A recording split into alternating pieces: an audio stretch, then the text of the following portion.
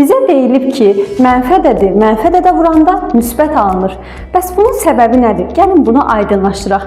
Bunun üçün ilk növbədə belə bir nümunə yazıram. -1 vurulsun 1 üstə gələk -1 bərabərdir. Burada əks ədədlərin cəmi verilib. Əks ədədlərin cəmi həmişə 0-a bərabərdir. -1-i 0-a vuranda cavab yenə 0 olmalıdır. İndi isə paylama qanunu xassəsini yadımıza salaq.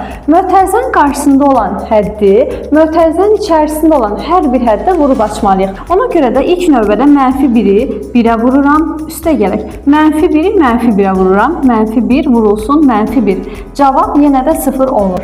İndi isə burada baxaq. İstənilən ədədi 1-ə vuranda yenə onun özü alınmalıdır. Ona görə -1-i 1-ə vuranda yenə də -1 yazacağım. Üstə gələk, bu hissəni yenidən yazaq və bərabərdir 0. İndi isə biz bunu tənlik kimi baxaq. Bu ədədin üzərinə hansısa bir ədəd gələndə cavab 0 olur.